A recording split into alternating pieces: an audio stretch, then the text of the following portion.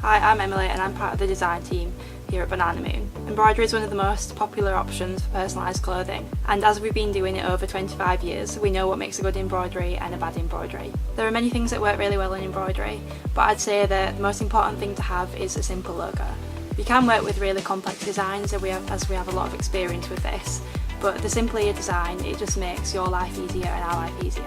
If your logo is complex and you have room to play around with it, then I'd say that you need to space your detail out quite evenly. If you have all the detail in one place of your logo, then it can kind of weight down your design a little bit visually and a little bit physically, because there'll be more trims in one side than the other. A lot of people don't know the limitations we have in embroidery. So for example, we can't embroider photos and we can't embroider really detailed things. One of the biggest problems with embroidery is people not knowing the scale limitations we have. So if you order a beanie, for example, you might think that your logo will fit on if you've had it on a left breast or a right breast before, but we will have to rejig it a bit. So we usually put the text to the side of your logo or make it smaller, or sometimes we can't have the logo altogether. When it comes to like school logos and crests and things, we do lose a lot of legibility. The other most important thing that crops up with embroidery is people trying to make their embroideries in Pantone colours.